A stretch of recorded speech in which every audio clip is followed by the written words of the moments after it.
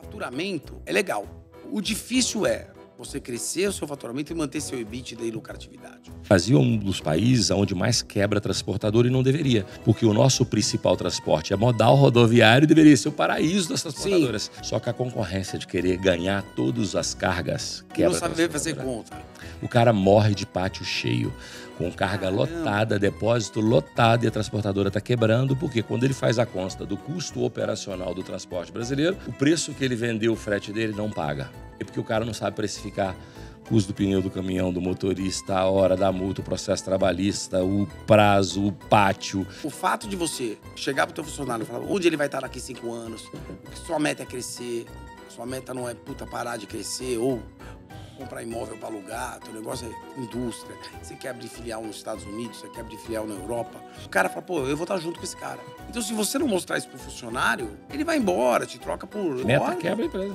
Bota uma meta alta no seu caso, que é uma indústria, que você tem que comprar matéria-prima e converter em produto acabado. Sim. E se você fala assim, vou crescer 50% esse ano, e você prepara todos os seus insumos para crescer 50%, e tu cresce 30%, fudeu o seu fluxo de caixa.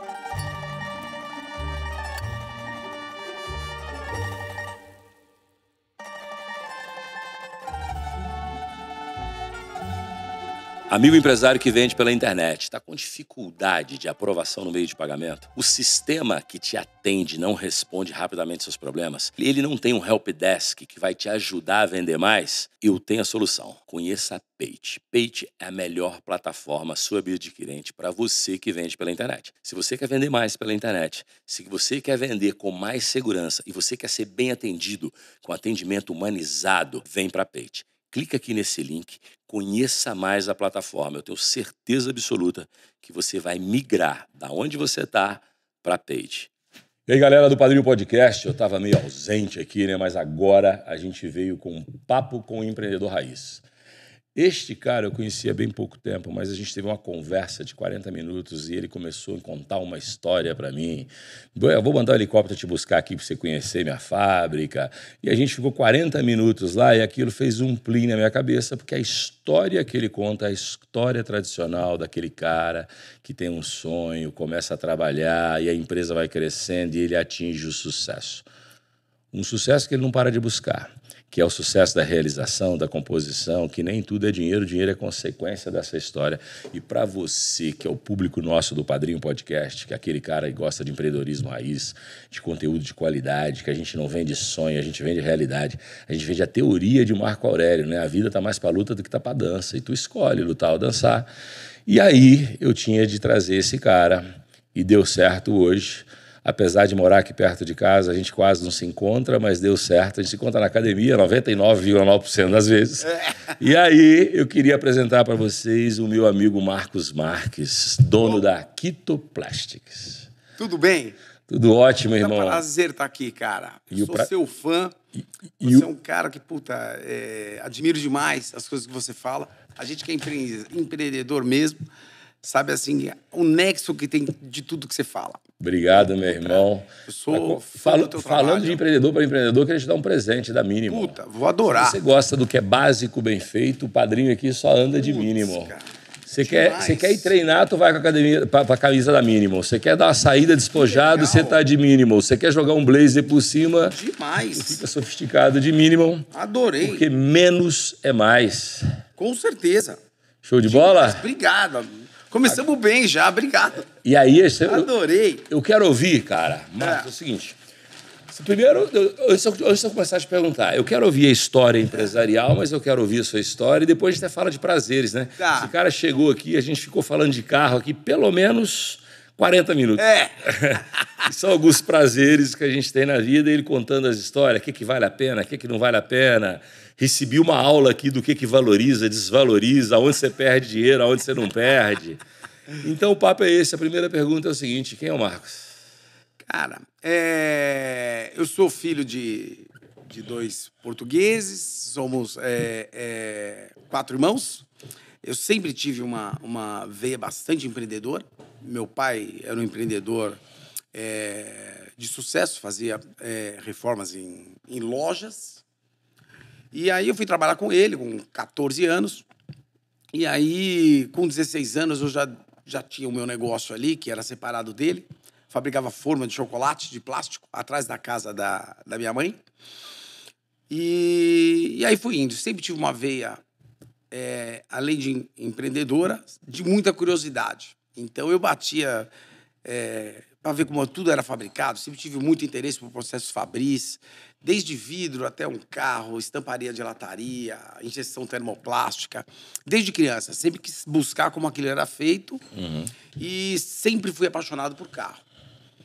E então, ali quando a gente começa a empreender, eu realmente não tinha grana e aí comecei... A sua empresa hoje, a Quitoplast, você começou ela do zero. Você que abriu o CNPJ. Zero.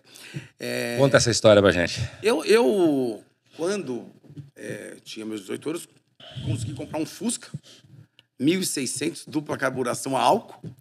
Até num outro podcast que eu fiz com o meu amigo lá, como eu faço, começou a profissão, ele falou, cara, você tem saudade do Fusca? Eu falei, não, cara, pois só que eu dava de Fusca, porque, porra, não tinha. Outra. Às vezes pega uns caras saudosistas, né? O cara quer colecionar Fusca, o cara... Porra, meu Fusca fazia 3 por litro, feio pra cacete. Onde eu chegava, porra... Eu não tinha... Eu era o cara tinha que ter aquele carro, enfim. Né? Mas é um passado que eu não quero ter. Eu não gosto de Fusca. Tem amigo meu que ama a porra do Fusca. E aí, comecei minha trajetória estudando na FEI, Engenharia, e sempre querendo trabalhar. Né? Sempre querendo trabalhar. E apaixonado por carro. E aí, eu montei uma empresa de luminosos. Sabe aquele luminoso quando você vai num valet e tem uma caixinha escrito pare aqui, etc e tal? Eu desenvolvi um espetacular, cara, que ele era todinho blindado e você conseguia trocar os dizeres. E com rodinha, assim, era muito bacana. E aí eu passei em frente a uma concessionária Mitsubishi que ficava aberta à noite lá perto da minha casa.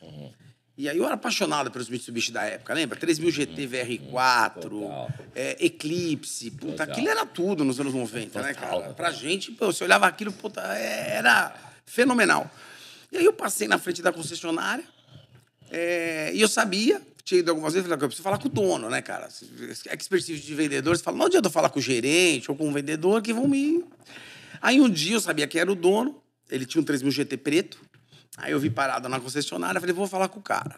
Falei, pô, tudo bem e tal. Aí, a hora que eu entrei na concessionária, ele estava sentado numa mesa ali dentro, tipo, eu fui focando nos olhos do cara, assim, falei, pô, tudo bem, trabalho com luminoso e tal, vejo que tua loja fica aberta até 8 horas da noite, pô, queria te vender um luminoso, escrito, estamos abertos, etc e tal, porque eu acho que passa muito cliente na porta que não sabe. Naquela época, não era comum concessionária funcionar até 8 da noite.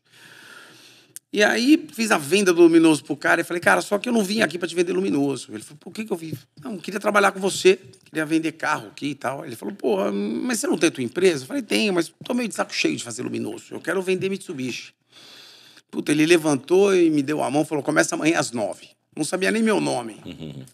No outro dia, às 9, eu cheguei para trabalhar, né? Puta, com terno horrível, porque assim, não tinha nem terno, nada. Aí ele falou assim para mim, pô, mas... Quando ele viu que o meu nome era Marco, ele falou assim, pô, meu, aqui é o seguinte, ele chamava Marco também. Aí ele falou assim, pô, aqui só tem um Marco, esse Marco sou eu. Então você arruma outro nome pra você trabalhar. E aí eu usei meu sobrenome, que é Marques, né? Aí ficou como Marco Marques. Marco Marques. Nessa concessionária da Mitsubishi, que existe até hoje, chama MIT Norte. Então, hoje ela pertence a outro grupo, né? Eu cheguei, no final, até virar sócio dela. É que eu falo, quando você se dedica no que você faz, empreender no CNPJ que você está, a gente, como empresário, sabe o quanto que é difícil ter gente dedicada com o teu negócio. Eu tenho uma missão que é o seguinte, cara, para mim, cabeça de dono é o que manda. Você pode ser empreendedor e você pode ser intraempreendedor. A vantagem do intraempreendedor é que você aprende sem risco. E tem mais uma vantagem hoje. A gente que é empreendedor, você sabe quanto que... Você não colocaria de sócio um cara que você sabe quando você não tá, ele é você? Eu tenho 14 sócios. Isso. E alguns nunca colocaram dinheiro. Exato. Hoje, mas dinheiro é fácil. Dinheiro, tem um monte de gente que tem dinheiro aplicado, quer entrar no teu negócio, quer entrar no meu. Eu falo, cara, você quer sentar e trabalhar? Dinheiro não precisa. Precisa de gente que queira trabalhar. E na MIT Norte foi isso. No final, eu virei sócio da empresa, porque um dos sócios saíram e tal, para ser uma oportunidade. O dono também não queria me perder, porque eu tocava a operação inteira. A operação era muito complexa.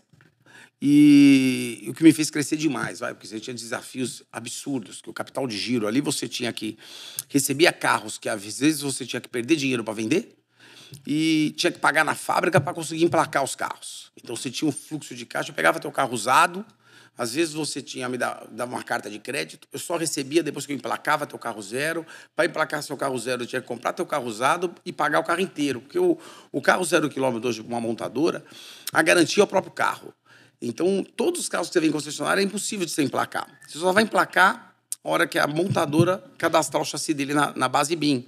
E só cadastra depois que você paga. Então, isso me gerou grandes desafios que me tornaram grande ali dentro. O cara falou, pô, esse cara resolve, evita trazer problema para mim, resolve da melhor forma possível, compra os problemas para ele mesmo, né? E realmente eu gostava tanto do que eu fazia que tudo fluía, né, cara? Na verdade, eu não acordava para trabalhar. Se você não ama o que você faz... E aí me destaquei, né, cara, com essa cabeça de dono e também morava a 300 metros da concessionária. Aí eu ia trabalhar com walk machine, comprei um walk machine para ir trabalhar. Então, foi isso. Minha trajetória realmente foi por eu gostar de carro, que eu acho assim, a primeira coisa que a pessoa precisa fazer é trabalhar com o que gosta. Total. Porque senão o trabalho não vira esporte, né? Me conta uma outra coisa, cara. E aí, vamos falar um pouquinho da sua empresa, depois você vai lá. Quitoplastic. Faz uma introdução da empresa aí, como é que funciona desde o começo, você abriu, como é que tá hoje, o que ela faz, o que tu faz? Vamos lá. O Brasil hoje, o mundo tem muita oportunidade. Eu tenho empresas de outros segmentos que eu vou te falar, assim, eu vejo oportunidade em tudo. E aí, muitas vezes, a oportunidade bate na tua porta e as pessoas não veem que a porta está aberta, né? Aquela famosa frase. Eu era vendedor na Mitsubishi em 2000 e a Mitsubishi lançou a Pajero Sport. Ela tinha o modelo 99 e em 2000 lançaram os carros novos. Dos carros novos, naquela época dos anos 90, não sei se você lembra, carro a diesel era coisa de cara rico. Lembra as caminhonetes S. Souza Ramos e tal? Carro diesel era carro de nego rico. E aí o que acontecia? Os clientes iam na concessionária para comprar uma Pajero Sport e tinham dinheiro para comprar o carro. Os carros a diesel era o pessoal mais rico e o carro a gasolina, o pessoal que não tinha dinheiro para comprar o carro a diesel. Que o carro a diesel, na época, o diesel chegou a custar 80 centavos o litro. Então, o tesão de quem tinha carro a diesel é falar que gastava menos que um Gol 1000, enfim. E aí, o que mudava de um carro para o outro? O friso de porta. Basicamente isso. Entre o carro a gasolina e diesel. E o brasileiro tem dessa, né? Ele comprava o carro a gasolina e queria que o carro dele parecesse um carro a diesel. Porque o carro diesel dava mais status, né? Você chegava e tal. E o friso de porta tinha uma parte funcional, né? De proteger a porta de amassados, etc e tal. E eu, como vendedor, estou te vendendo um carro de 75 mil reais, uma Pajero Sport de gasolina. A diesel era 100. E aí, beleza. O que muda? Você falava que geralmente hoje você vai numa concessionária, você fala, pô, me dá todos os modelos. O que muda de um para o outro? É isso aí. Então, os clientes começaram a querer o friso do carro a diesel para o carro a gasolina. E custava, naquela época, 2 mil reais. Então, assim, 2% do valor do carro. Algo em torno de 7 mil reais hoje, dinheiro de hoje. Assim, e eu comecei a vender, todos queriam.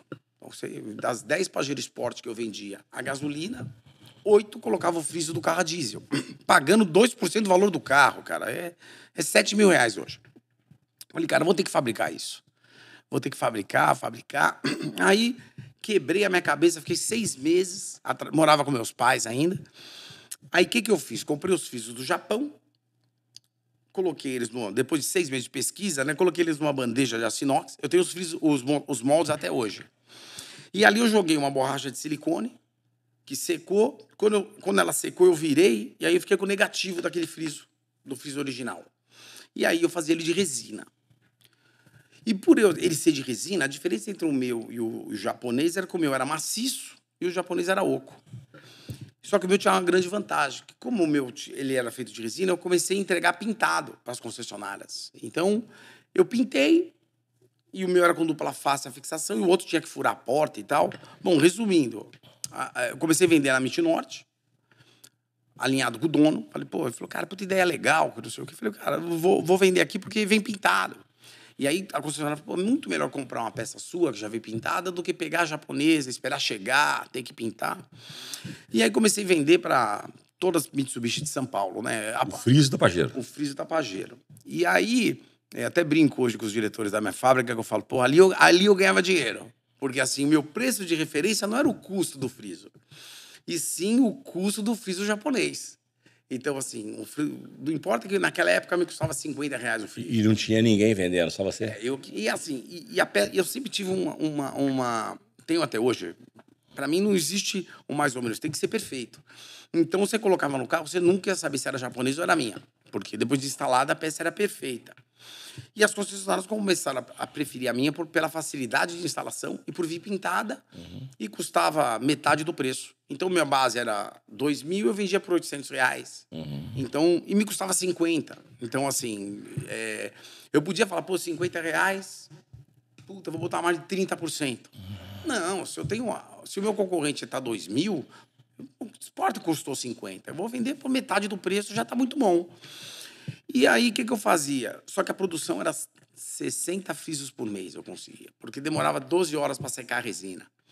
Então, eu pegava, fazia primeiro o friso lá, sei lá, 10, 11 da noite, ia trabalhar no outro dia, e na hora do almoço, almoçava todo dia em casa, comia o walking machine lá, ia até em casa e trocava o molde. Aí tirava a peça pronta e enchia de novo de resina, que eu tirava à noite. E aí começamos assim, e como todo negócio, a gente estava até comentando sobre isso agora há pouco, todo negócio que você tem, o mundo tende a copiar, ou você vai ter dificuldades, por isso você precisa abrir seus horizontes.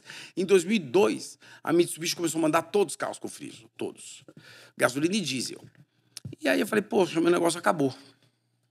Só que naquele ano eles lançaram a Pajero TR4. E como meu friso era maciço, eu serrava ele Botava e coloquei.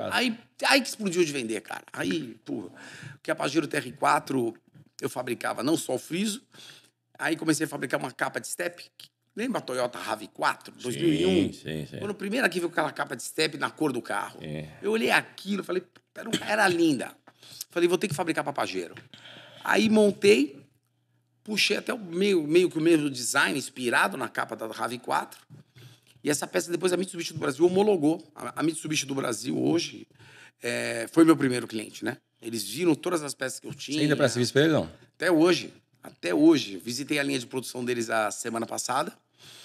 A nova L200, espetacular o carro. A primeira caminhonete com suspensão independente das rodas traseiras. Incrível o carro. Andei no campo de provas. Motor biturbo diesel.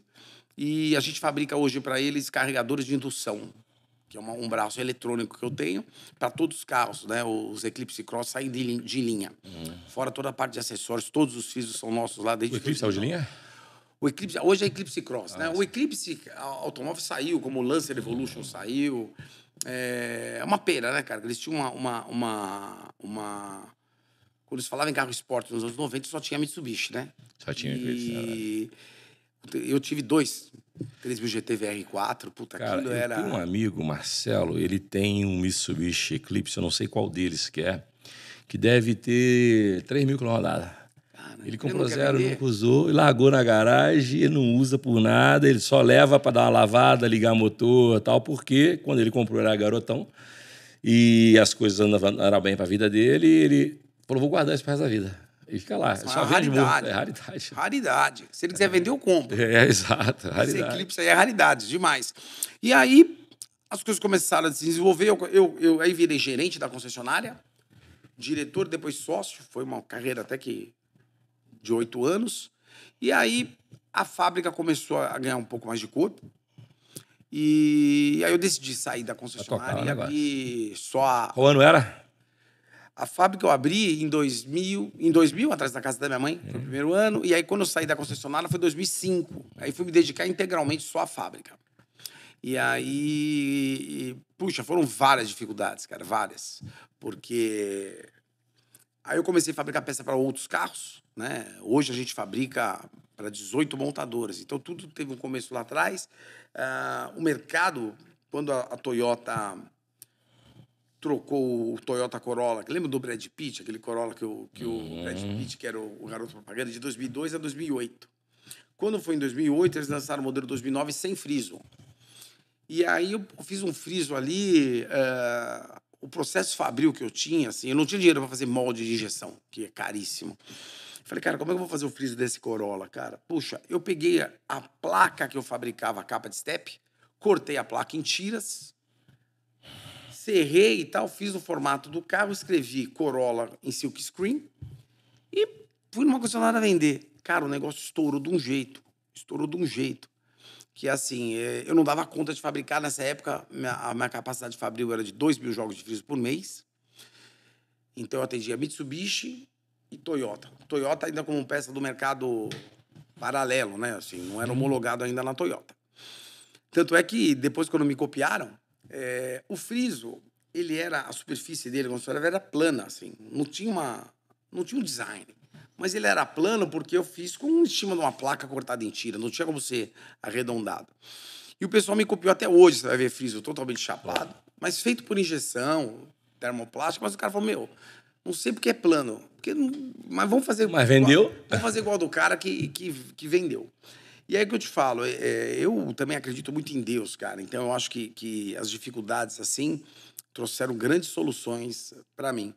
E nos frisos, o que aconteceu, e na própria capa de step, quando o mercado começou a copiar, as montadoras começaram a ver as peças em vários estados. E como as peças eram réplicas das minhas, elas achavam que eram todas minhas.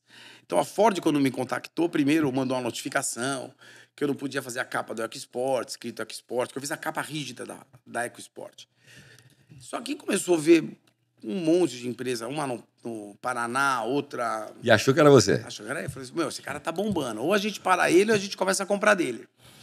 E aí me homologaram. E aí eu passei a vender para Ford as capas de step. Que assim, era muito legal, porque você tinha na época... Hoje você tem quase nenhum carro que sai com a capa de step, com o step para trás. Você tem a Mercedes. A G63. Inclusive a G63, quando eu entrei... Eu tenho a patente da peça, porque a minha peça, diferente da Toyota RAV4, vocês precisavam de uma peça e uma contrapeça. Rapaz, eu tenho um negócio ali que eu quero fazer umas personalizações e vou perguntar se você faz essa foto. Eu faço. Se você é curioso, tá a fim de fazer um trabalhinho artesanal para mim, porque eu não acho lugar nenhum.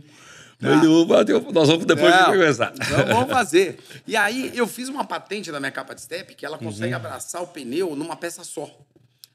Demorou alguns anos para sair a patente. E a Mercedes se opôs lá fora. Falou, pô, não, mas eu tenho a classe G ali, ela tem um fecho, né? É uma borrachinha em volta, assim. Isso. Aí eu falei, não, o meu é diferente. O meu aperta o pneu e trava o pneu contra roubo. O meu aperta o pneu inteiro, você trava ali. E eu tenho essa patente até hoje. E a gente agora vai fabricar para o GWM Tank, a capa, que é o único carro hoje que tem demanda. Mas a peça vendeu muito. A gente chegou a fabricar para... Teve uma época que você tinha 8 carros no mercado com pneu atrás. Tinha TR4, Pajero Full, tinha Toyota Prado. Nossa, eu tinha para todos. Para todos. Você sabe que eu tive uma Pajero Full e eu falava o seguinte... Não era um carro para asfalto, mas era um carro terra raiz. Se você quer fazer off-road com conforto, porque vamos colocar assim, uma SW4, velho, acabamento daquele é ruim demais.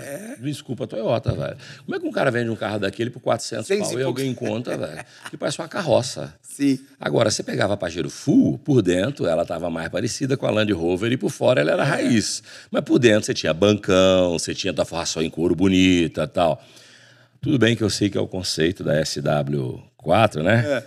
Aquilo é muito mal acabado, velho. Cara, o conceito a Pajero Full, quando lançaram, você tinha a Pajero...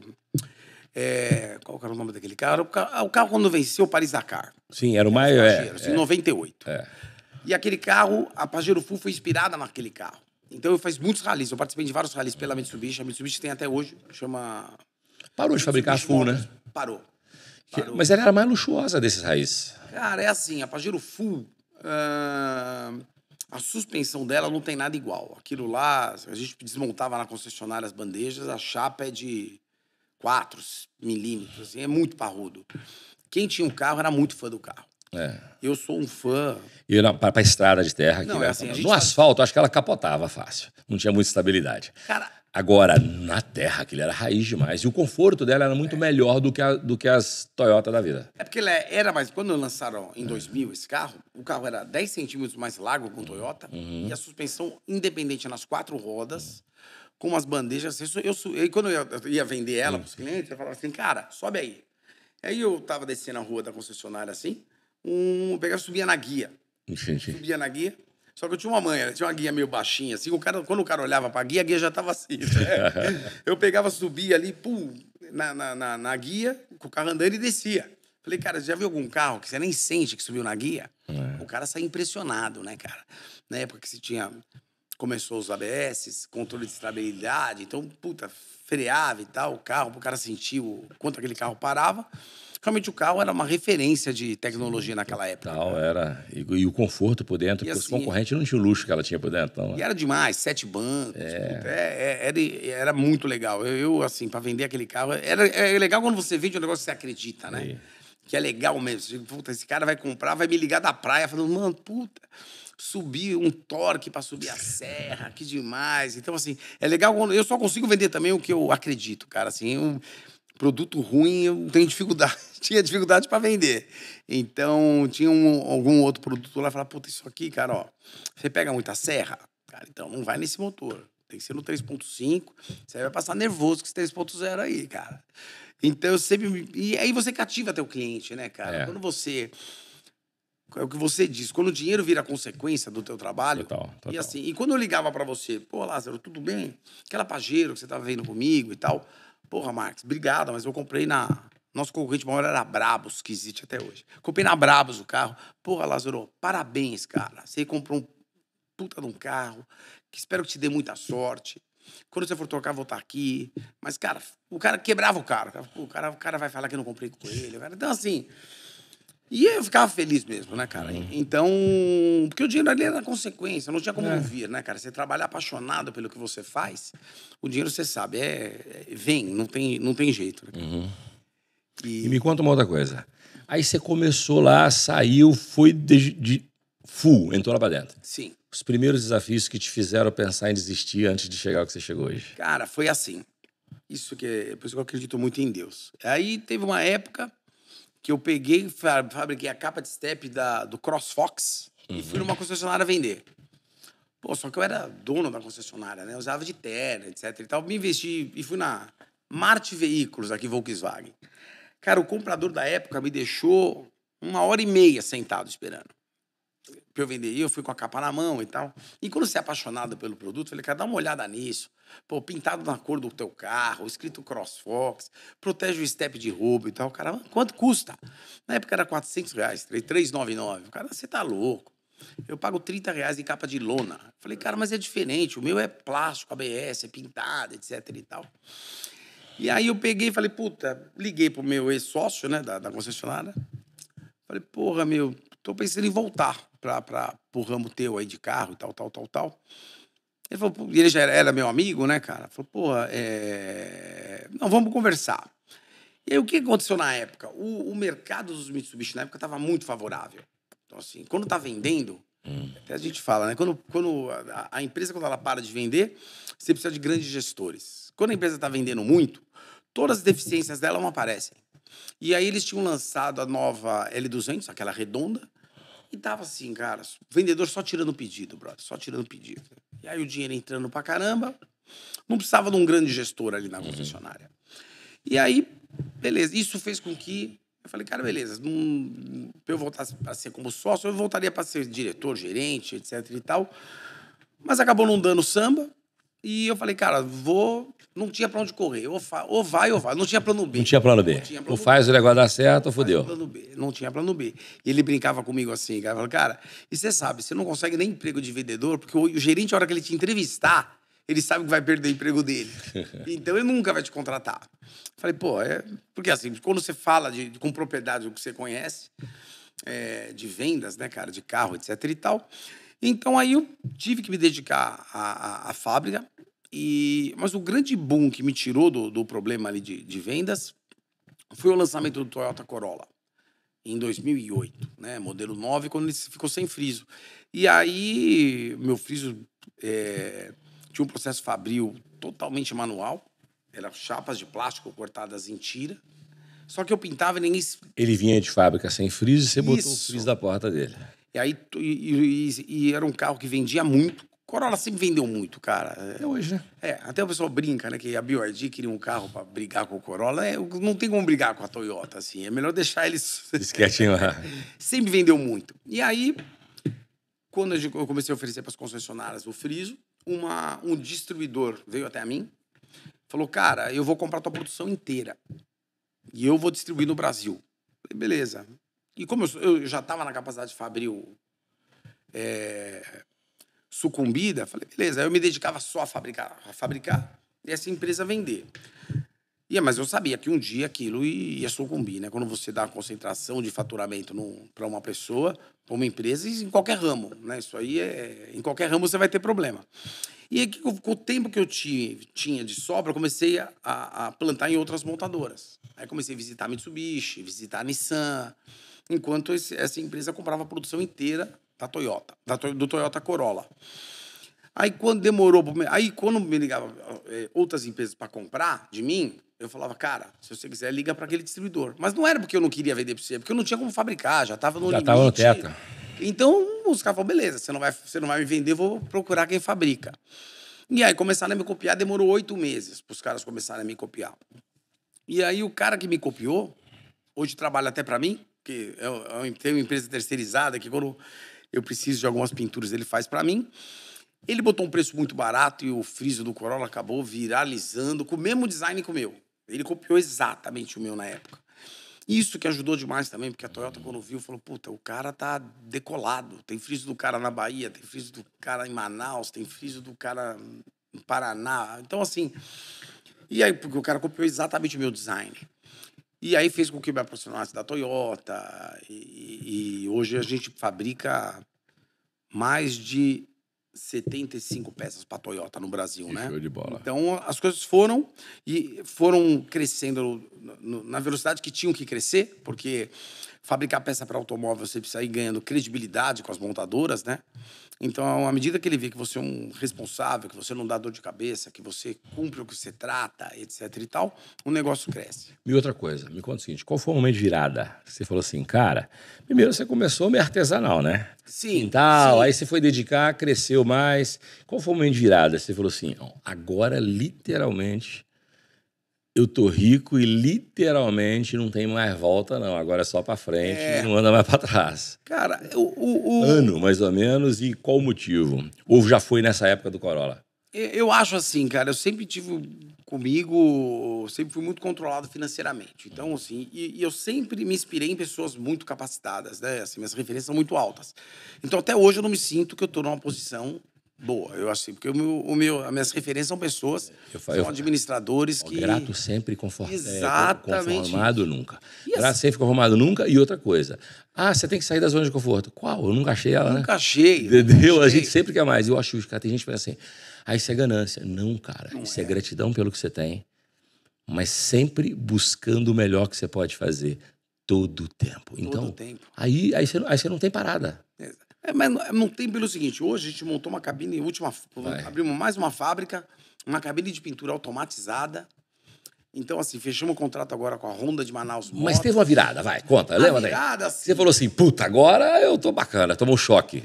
Cara, é assim, a gente como empresário, ainda mais no mercado meu, que tudo que eu faço, todo mundo copia. Sim. Então, assim, você sempre acha... Eu ia chegar com essa pergunta, depois você entra nisso, Não, que eu imagino que deva ser. Não, você tá lá vendendo bem esse mês. Aí, hoje aconteceu, essa semana. O cara copiou o friso do Honda HR-V, vai. Você olha aí, uma cópia da minha. Então, eu sempre vivi com isso. Então, puta, meu negócio tá bom. Puta, começaram a me copiar. Quanto que isso aí vai canibalizar minhas vendas, né, cara? Porque o cara sempre copia mais barato, com menos qualidade. Então, eu nunca, cara, assim, uma coisa de mim que eu nunca achei, nunca, em momento algum, falei, puta... Agora tá tranquilo. Eu vou descansar, Não tem como, cara, porque indústria, ela só te empurra pra frente. Pergunta pra você aqui, pra eu entender um pouco também. Você pega o friso do carro, copia ele, você cria alguma coisa nova para aquele modelo que vai melhorar o visual dele, que vai personalizar. O que tu faz? Porque se você copiar do cara exato lá, os outros não vão nem te copiar, porque já está lá. Você faz algo que bota um uau, aí todo mundo copia e depois te copiam. Como está o processo criativo do negócio? Hoje a empresa evoluiu muito. Hoje friso é metade do faturamento da empresa. Hoje tem 22 itens diferentes. Sim, sim. A gente fabrica desde aerofólios, frisos, faróis de milha para GM, eu fabrico inteiro, carregadores de indução, câmeras de ré para Renault, sensores de ré, multimídia para Volkswagen. Então, assim, eu tenho uma gama gigante de produto. Onde eu vi oportunidade, que me ligaram, eu, puta, vou fazer. Até brinco, né? O cara falou, você faz multimídia? Pô, fiz isso a vida inteira. Vamos lá, pega o projeto aqui. Você me deu um exemplo, por exemplo, do CrossFox. Tinha lá de lona, você foi lá e fez de fibra.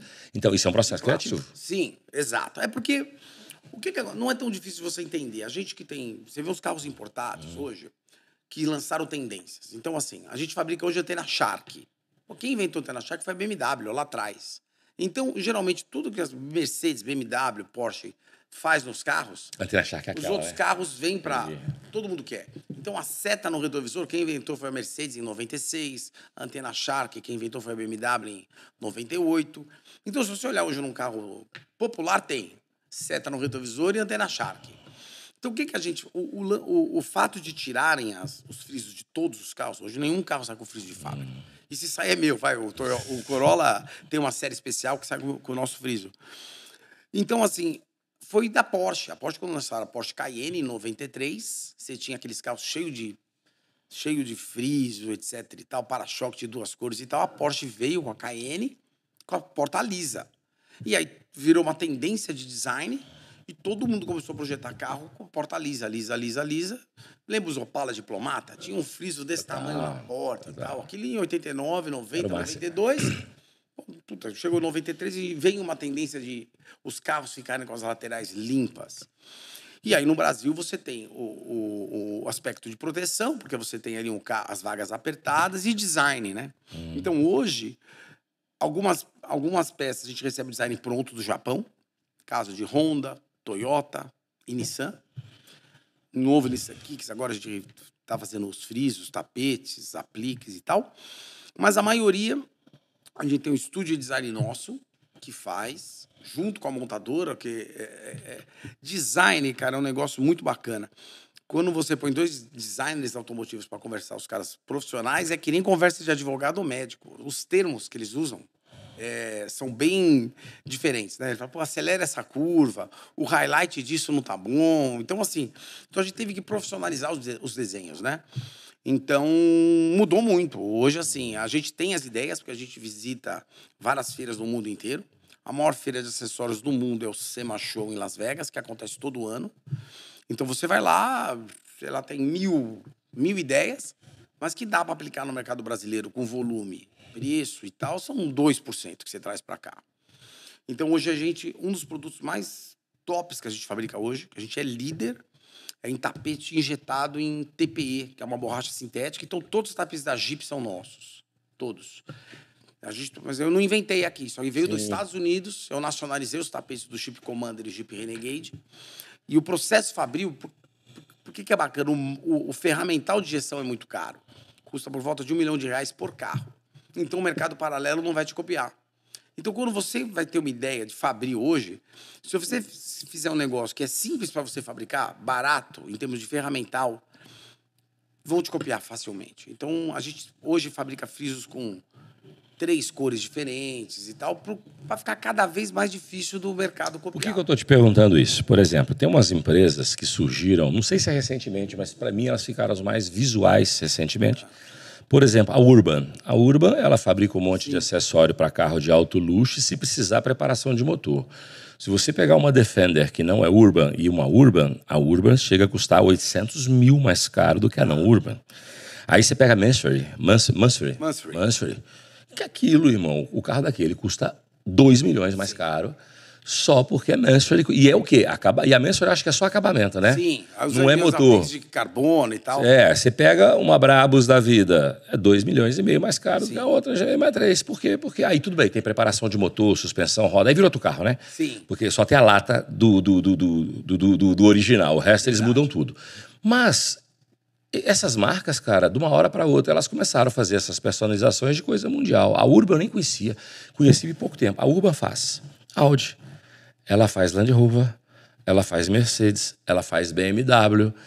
E se o cara quiser, é só o body kit. E se o cara quiser, ele faz motor também e suspensão. Mas vamos colocar só o body kit, cara, é uma fortuna. Uma fortuna, sim, chega a R$1 milhão, um body kit. É tudo fibra de carbono, né? Mas que loucura isso assim. Então, e neste caso, não é a fábrica que pediram. Eles criaram um design que acopla no carro e os caras tiram e levam lá. Todas são homologadas pelas fábricas, pelas montadoras. Pelas montadoras. Mas são preços absurdos. Por isso que eu te perguntei do processo criativo, e eu também nem sei se isso funciona no Brasil, né? Porque eu acho que essas empresas não têm sede no Brasil, é tudo de fora, né? Sim, todas Você são de pede fora. a Urban, é de fora. Exato. Você pede Brabo, tudo de fora, né? E essas empresas é um case legal, porque quando eu paro e penso, eu já gastei muito dinheiro com o escritório de direito, de advocacia para você combater cópia. Sim. Tal. E aí, assim, é um dinheiro perdido no Brasil, esquece. Não consegue, né? Esse, assim, você vai perder teu tempo, teu sono, não adianta, vai passar raiva e não vai resolver. Um dos escritórios que defende a parte intelectual da nossa fábrica. Que você me falou que você faz personalização também, né? Sim. Mas vamos lá. É o escritório Dani Kahneman, que é gigantesco, e aí, às vezes, ele tem conflitos de interesses, a própria montadora, enfim.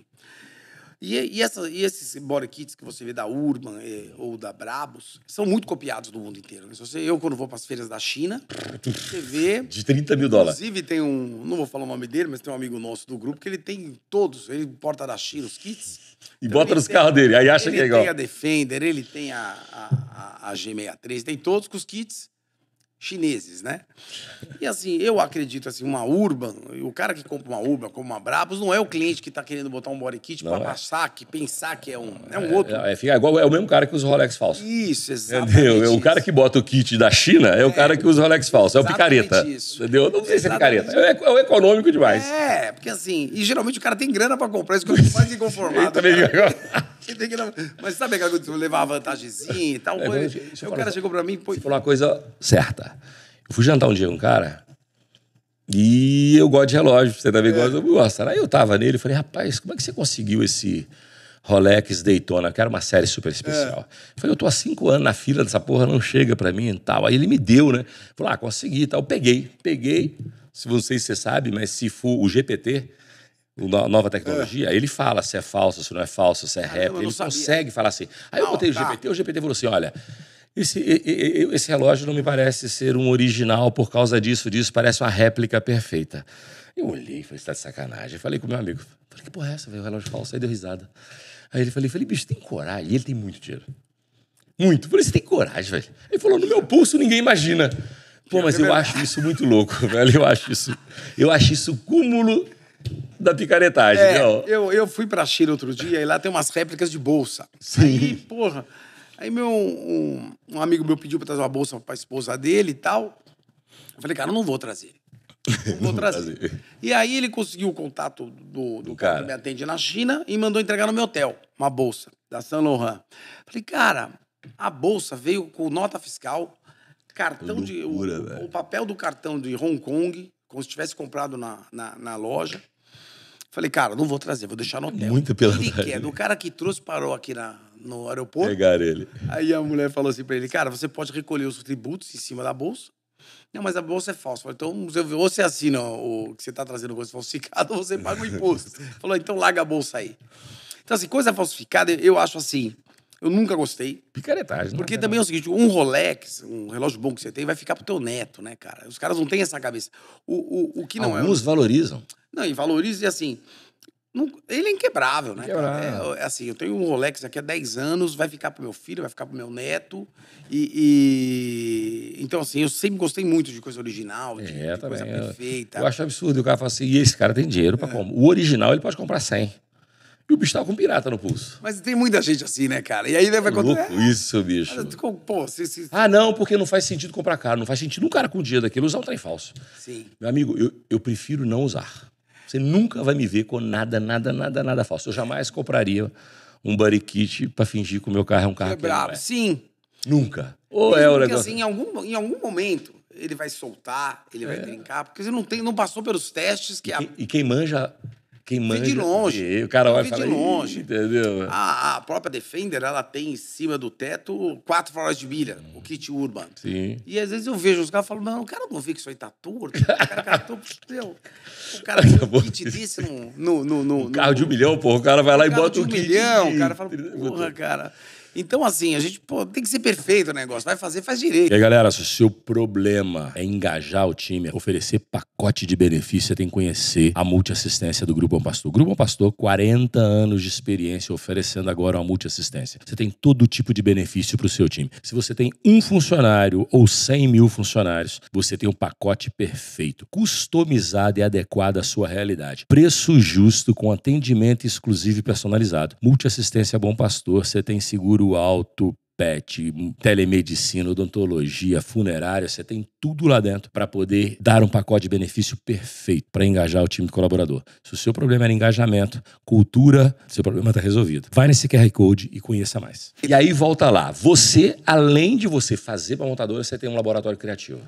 Sim, tem que ter. Na verdade, a gente traz as ideias do mundo inteiro. Uma das ideias mais tops hoje são esses tapetes. Que tá no meu Instagram aí. Você pode jogar.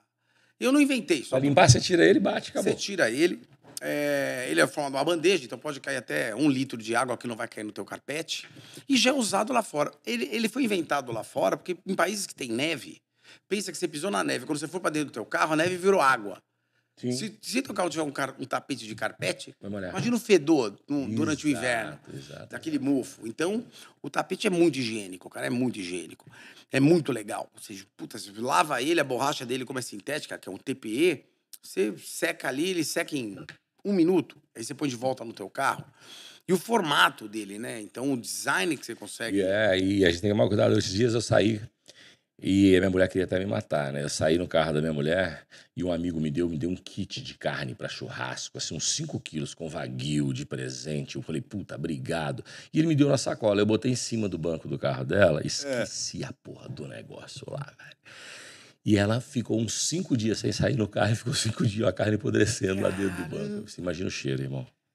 Teve de lavar para tudo quanto é lugar e aquele negócio. E o negócio falou, a umidade que fica lá dentro do carro. E para tirar o cheiro daquilo, bicho. Aí foi para Mercedes, aí deu uma limpeza geral lá e conseguiu tirar, entendeu? Mas eu esqueci, cara. Deixei a carne dentro do carro, velho. É bem comum, né? Quando você tem criança no carro, cara, assim, os caras que sujam, caem, etc e tal, esse tapete nosso realmente... Ele acaba... Tanto é que agora a gente vai até lançar uma marca própria para atender as outras montadoras, vai? Porque a velocidade de homologação dessa peça em outras montadoras... não. Vamos lá, a gente falou muito de friso. Além de friso, o que tu faz hoje? Cara, a gente tem uma loja de mobilidade elétrica na Avenida Europa, número 615. Lá a gente vende moto elétrica, patinete elétrico e os carros, principalmente os carros de Golf e Bullet. Esses carros de Golf que a gente fabrica, a gente fala Golf, mas ele é tudo menos de Golf. É um carro para levar passageiro, para levar carga. É carro para esses condomínios. Você pega um Fazenda Boa Vista, tem mais de 2.300 carros elétricos ali rodando, os pequenininhos. Que o morador compra. Que chama-se de Golf, né? Mas ele é um carro para levar passageiros. E aí, como de novo, aquela ideia de fazer uma coisa que ninguém faz, um negócio, um carro bem fora da curva, os carros que a gente fabrica tem motor de 7,5 kVA, os de mercado vão de 3 a 4, e os nossos usam bateria de 72 volts. Você faz 100% aqui? A gente importa peças da China, Estados Unidos e Canadá, e muita peça eu fabrico aqui. E produção aqui. Então, e bancos e piso eu fabrico aqui, chassi. Então, o que acontece? Meu carro tem uma potência absurda, sempre tem cor de Lamborghini. Se você tiver uma Porsche, eu vou pintar na cor do teu carro, vou fazer o banco de couro na cor que você quiser, vou personalizar o banco ali. Se eu quiser um carrinho desse para andar aqui no meu condomínio, para meus filhos irem para quadra, voltar... Isso. Eu não sei se o filho pode dirigir esse carro, acho que não, né? Cara, é assim, pode, porque ele não dá para emplacar esse carro. Pode, em condomínios hoje, a criançada pode usar e até 25 km por hora. Então vai como se fosse uma identificação no carro, no para-brisa. Você faz isso até 25? Todos, Fazenda Boa Vista, Fazenda da Grama, todos têm... Quanto custa um carro desse para quem quer comprar e colocar no condomínio? Se eu quiser colocar aqui em casa, quanto eu pago? Cara, o mais barato é 140 mil reais que a gente tem. 140 mil? Vai até 200. 200 é o preço de um carro, cara. Cara, porque é um artigo de super rico, vai. Entendi. Aquilo lá só de IPI paga 45%. Então, imagina, é um artigo de super rico. Mas quem já teve carro de Golf sempre soube que aquilo é caro. É que os novos agora, Sim. com bateria de lítio, antigamente você tinha bateria de chumbo e tal, é um belo de um carro. A gente tem carro até com direção hidráulica.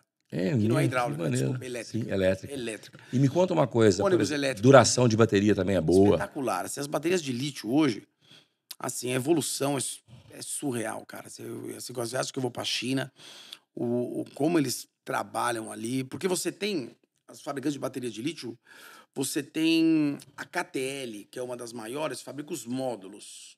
E os outros fabricantes, na verdade, compram os módulos de grandes empresas e montam numa caixa de aço quantas eles querem. Então, regula a amperagem e a voltagem numa caixa. Mas a parte principal foi feita por uma grande empresa, porque para fazer a bateria de lítio não é para qualquer um, é bem complexo, cara, bem complexo. Dentro dessa opção aí, você é um cara antenado, falando de personalização, falando de tendência. O que você acha? O que tem de novo que você fala assim, Lázaro? O que você vê por aí que você fala assim, cara, isso aqui, igual a gente falou aqui de que o kit... Sim.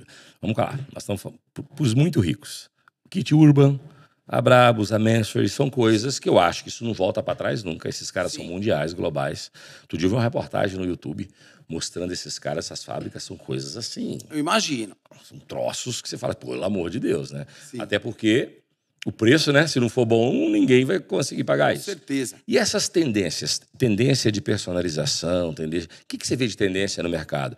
Ah, putz, o carro elétrico, ele não tem volta, mas e a cara do carro? O que você pode falar que você viu de novo por aí? Quando a gente começou, a gente recebeu na fábrica 2 Fiat 500, 2000, é até engraçado, 2014 modelo 13. Eram os carros que quando a Fiat se associou à Chrysler, ele fez a FCA, para vender carro na Califórnia, eles foram obrigados a ter um carro elétrico. Aí pegaram o Fiat 500, fizeram uma adaptação do Cinquecento. Inclusive, até uma coisa engraçada, naquela época o presidente da FCA disse nos Estados Unidos para ninguém comprar, que cada carro dava $30 mil de prejuízo.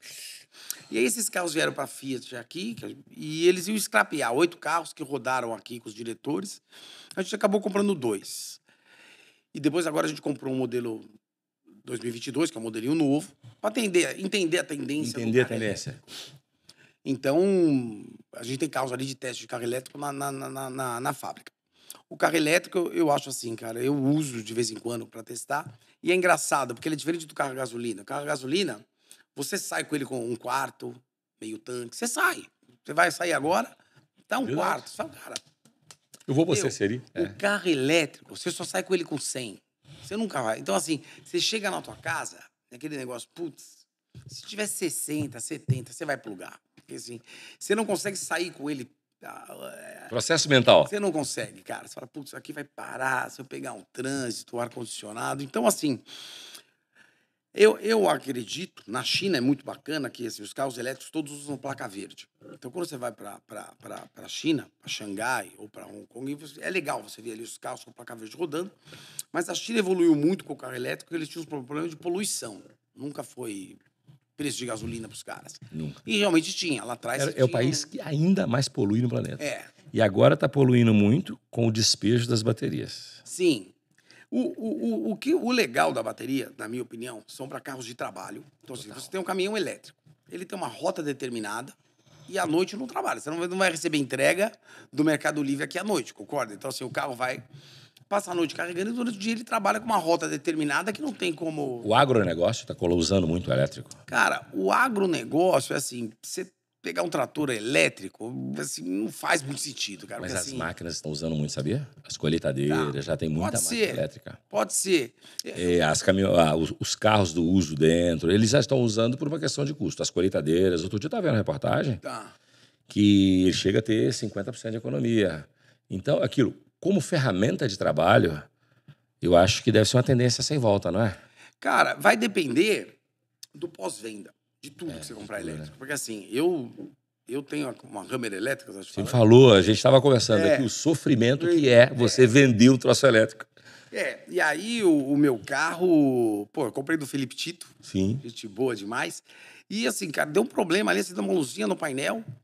Como assim, luz de injeção da tua Mercedes? Acendeu. Tá. e vai lá para concessionária, vai para ninguém não tem concessionária no Brasil, pô, pluga o computador no carro, aparece a mensagem. Recall de bateria. Leve o carro imediatamente para uma concessionária. Qual? Bom, resumindo, aí foi tentar resolver o problema, o carro apagou por segurança. Então, esses carros híbridos e elétricos, se você começa a mexer muito, por causa de risco de incêndio e tal, o carro apaga e você não volta mais com ele. O carro eu embarquei e mandei de volta para os Estados Unidos. Então, assim, deve demorar um mês para arrumar, um mês de transporte, mais um mês para voltar. Então, assim, se você está num país onde que você vai ter um problema, um Tesla nos Estados Unidos, tem um amigo meu que tem, lá ele parou numa concessionária, os caras trocaram motor, bateria, sem nem ele saber. Tipo, só assina aqui, trocamos. Então, assim, se você tiver um pós-venda eficiente, mas o Brasil tem o tamanho de um continente, cara, assim, não faz sentido, né, cara? Não faz sentido. E também o carro elétrico no Brasil, ele não, na minha opinião, ele não tem o segundo dono. Ninguém acorda de manhã pensando em comprar um BYD seminovo. Que nem a gente acordava na nossa época, puta, vou comprar um GTI com pouca quilometragem, usado, que perdeu a depreciação do carro emplacado. Como você não tem o candidato para o segundo carro, né? Assim, você se sente com um micaço na mão na hora que você Eu tenho amigos, você é um deles, né? Que você comprou um elétrico e não tem nem 10 mil quilômetros rodados e na hora de vender ninguém te compra. E assim, cara... E a concessionária não compra, velho. Que loucura. Eu tenho um amigo que tem uma Taycan que ele voltou na Porsche, a Porsche não pega. Você me contou a mesma história, né? Que você entra na concessionária da BMW e eles não querem te atender. Eu comprei essa BMW i7 e... Pô, beleza, usei um ano. Falei, cara, eu não vou vender porque... A fábrica está em outro lugar, não tem mais utilidade, estou usando o helicóptero, não vou usar o carro. Você volta na concessionária onde você comprou. Cara, o vendedor foge de você, cara. Você chega com o seu carro, tudo bem, estou pensando em vender meu carro elétrico, você me ajuda? Puta, cara, deixa eu te falar, que aí começa, né, cara? Inventar a história. Põe ali, aí você vai ver, deixa consignado ali. Você vai ver, tá atrás de tudo, eles põem o zero na frente, o zero que... Hoje custa 30% a menos do que eu paguei no meu lá atrás. Então, assim, isso acontece com tudo. BYD, Great Wall, com todos.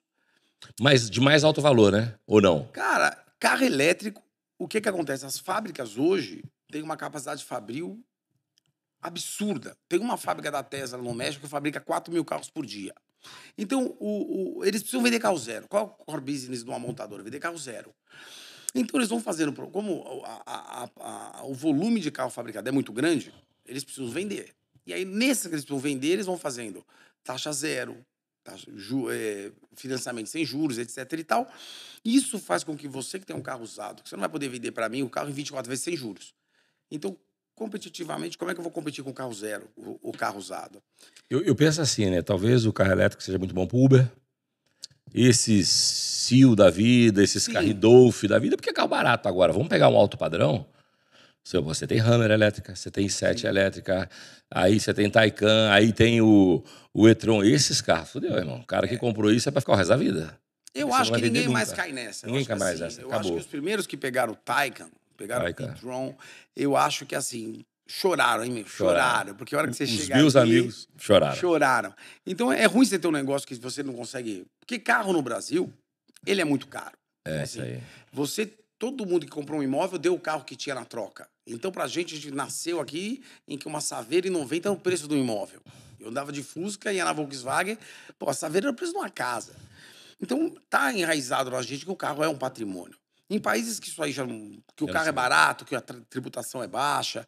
Então, até esses dias eu vi o pessoal indo para Portugal, acho que o lançamento do modelo da BYD. O carro custava 900 euros por mês, se você quisesse comprar. Então, em países em que o carro é barato, eu acho que você não vai ter grandes dificuldades com depreciação, porque você comprou, vai ser um bem de consumo mesmo. Total. O fato de a gente virar a chave no Brasil e falar, meu carro é um bem de consumo, vai depreciar. E aí eu vou perder dinheiro. Então, pra gente que nunca, assim, sempre acostumou a comprar, tinha inflação, você comprava por 10, vendia por 12. Então, assim, essa BMW eu tô perdendo 30% em um ano. Porra, dói, né?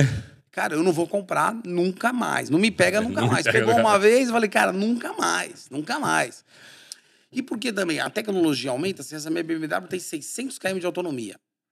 Daqui 3, 4 anos vai ter 1000. Então, assim, aí você tá com um celular velho. É mesmo que você chegar pra mim e falar, porra, eu tenho um iPhone 11 pra você. Você quer ficar? Fala, porra, meu, nem atualiza mais. Então, pra virar essa chave em países que um carro paga 45% de tributo, daí pra mais, os carros, quando eu importei, paga 100. Então, assim, o tributo aqui é muito alto em cima de um carro, o carro é muito caro. Então, os caras, você não pode perder 30% em cima de uma i7. Porque, cara, é muito dinheiro. Então você fala, beleza, não vou comprar nunca mais um carro desse. Por mais que seja. A tela traseira do carro tem 31 polegadas, pega Netflix, Não, é espetacular. YouTube, roda traseira vira. Pô, mas... Eu falo, a BMW Série 7, né? Eu tenho uma, você tem, você já teve, né? Você falou que teve várias, até a gasolina. É uma delícia de carro, é um espetáculo. Sim. Você perde dinheiro em todas. Mas não igual no elétrico. Aí é a morte, porra. Não, porque assim, o pior de perder dinheiro, assim, beleza. A gente é do comércio. Vamos lá. Cheguei lá, quer trocar numa X60? Os caras não pegam, bro. Esse é que é o problema, é isso. Porra, beleza, não é que perder, é que, por exemplo, se você pega o carro a gasolina, se eu for na concessionária e dou ele na troca de outro. O cara pode até dar uma depreciada, mas pega. O elétrico o cara não pega. O cara, eu acho que tem duas coisas. Uma, ou ele não pega, ou o preço que ele vai te pagar... Ele é uma ofensa. Não, é uma ofensa.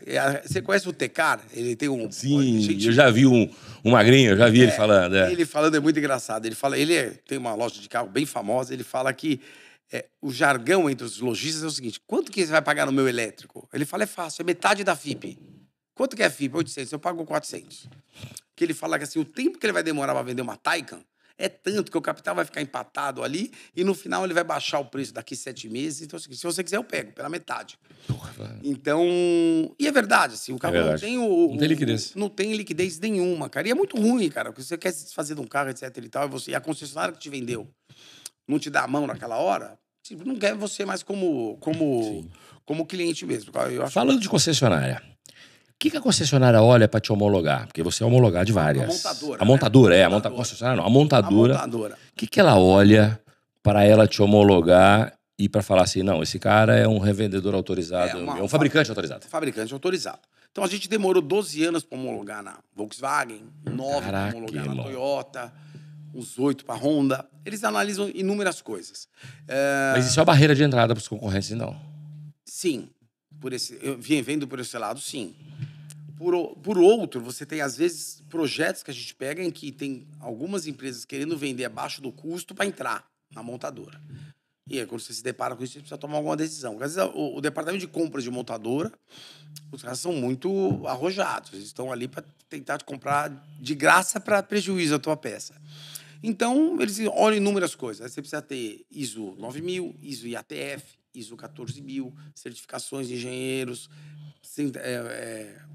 pessoas que cuidam da tua qualidade, 5S. Eles vão olhar inúmeros, como você trabalha, como é a organização da tua fábrica, como você controla a qualidade do produto.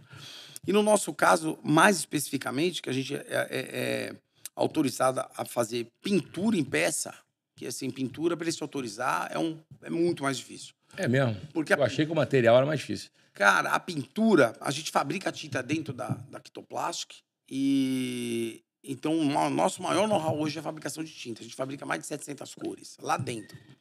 Que maneiro. Então, você não falou, você não tinha falado disso. Tem gente... mais ainda, então. Então, além do material, além dos frisos, além do plástico, você faz tinta. Isso. Toda a tinta que eu uso, eu que fabrico. Então, a gente fabrica a tinta porque ela tem que bater exatamente com o carro, cara. Inclusive, a gente está com uma dificuldade de atender algumas montadoras chinesas, porque é incrível, cada carro vem de uma cor diferente. Então, a gente homologa um branco perolizado. Puta, acertou, beleza. Aí, daqui a pouco, um mês, chega um carro com branco perolizado diferente. Vai. Coisa que não acontece no Brasil. Essas montadoras brasileiras têm um critério de qualidade excelente, cara. Você pega como trabalha uma Honda, uma Toyota... Não sei se você pode falar. É comparável a qualidade do carro chinês com o dos outros, não? Cara, eu tenho certeza que não. Porém, eu acho que todas as montadoras, todas... estão indo para o lado mais do chinês. Então, assim, cara, se eu tenho um carro que vai durar 8 anos, o botão do... Porque um carro é feito em torno de 8 a 12 mil peças. Se em cada peça eu consigo baixar um pouquinho, pô, beleza. Esse botão do vidro aqui, para que eu vou fazer um botão de vidro de um Gol que durava 20 anos? Pô, para que se o carro em 10 o cara vai trocar? Então, assim, eles começam a reduzir a vida útil, o custo de tudo. E aí, nossa, quando você tira 3, 4% do custo de cada peça de um carro que vai de 8 a 12 mil peças, no final você tem uma grande economia. Multiplica pelo número de carros que você fabrica no ano, então, é um absurdo de dinheiro. E para competir com os carros chineses, você tem que estar na mesma base. Então, eu acho que... Eu ainda sou fãzaço dos carros alemães. Puta, assim, uma BMW nunca vai fazer isso, uma Mercedes nunca vai fazer isso, uma Audi nunca vai fazer isso. Mas as outras eu acho que tendenciam até... Tem montadora que compra carro da China e troca a marca hoje, Eita. no Brasil. Tem Ford. Eu fui na linha de produção daquela Ford... Uma SUV que eles vendem aqui. Bronco? Não, a outra. A Bronco é fabricada no México. Territory? A Territory. Eu fui na linha de produção dela na China. É uma empresa chinesa que fabrica, mete Ford e vem para cá. E vai para o mundo inteiro, né? Então, assim, é uma tendência, na verdade. Todas as montadoras têm um pé grande na China ali, porque a China é um mercado de 30 milhões de carros. Nosso mercado é de 2 milhões e 700. Então, quem não está na China não existe. Os caras são... É muita gente rica também, tem ali... Se você pegar a população rica da China, é a população inteira dos Estados Unidos, né? Deve ser ali uns 300 milhões de pessoas. Então, assim... e os caras têm vontade de consumo, né? Então, o chinês é a bola da vez, não tem como não ser. Deixa eu fazer outra pergunta. Planos para o futuro do seu business? Internacionalização? O que você tem de planos hoje? Cara... Quando eu falo do business, assim, pode ser de todos. Todos. Porque você tem mais multifacetas dentro do seu negócio, não é só a Quito, né? Sim. Me conta, planos. Hoje, o mundo tem muitas oportunidades. Né? Para quem quer trabalhar que nem a gente, que veio lá de baixo e tal, tem muita oportunidade em todos os setores. Então, eu acredito que com dólar alto, o Brasil está numa posição estratégica absurdamente boa, porque, assim, hoje você tem uma sobretaxa da China para os Estados Unidos, que o Trump impôs para todos os produtos. Você tem um dólar alto aqui, que para você fabricar facilita, produto né? acabado, vender para lá, você está com a mão na roda, e o governo brasileiro te dá um incentivo para exportação absurda. Ele tira todos os impostos. Então você não vai pagar IPI, ICMS, PIS, COFINS, ST, nada. Você vende para os Estados Unidos um produto meu que aqui paga 45% de imposto, eu tiro 45% dos impostos e divido por 6, que é o dólar. Então, assim, a peça ficou barata para entrar no mercado americano. Então, ou seja, você exportar é melhor do que você abrir uma fábrica lá. Sim, falta o quê? Falta gente para ajudar, né, cara? Assim, a maior dor do empresário hoje é você ter gente que compre teu sonho. Fala, beleza, vamos lá. Eu tô com uma vaga aberta de vendedor para os Estados Unidos faz um ano.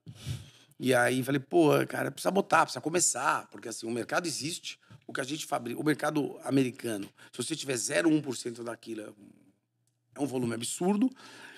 E é que o Brasil virou um país de venda de commodity, né, cara? Então é mais fácil você vender soja, milho, vender minério de ferro. Então a gente vende, eu compro aço para fazer molde, chega a ser engraçado, porque, pô, o nosso minério de ferro vai até a China e volta como aço.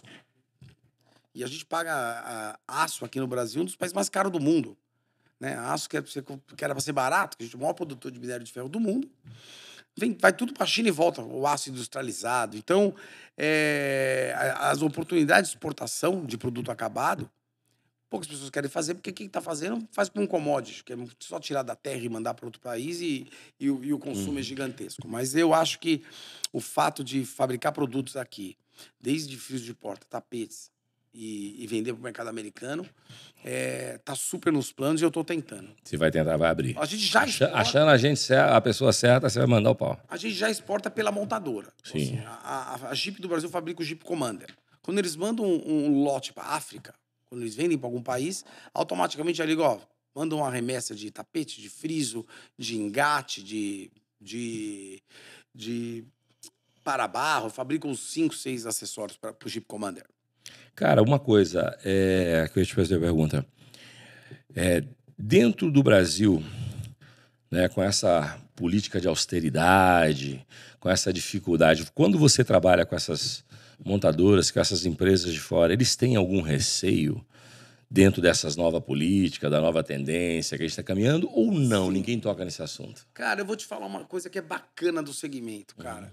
Uma empresa pequena, ou pequena até como nós, a gente faz, o mercado tá ruim, Selic a 15, você fala, puta, não vou investir, não vou abrir uma nova fábrica. Você pode se dar ao luxo. Sim. Isso é se dar ao luxo.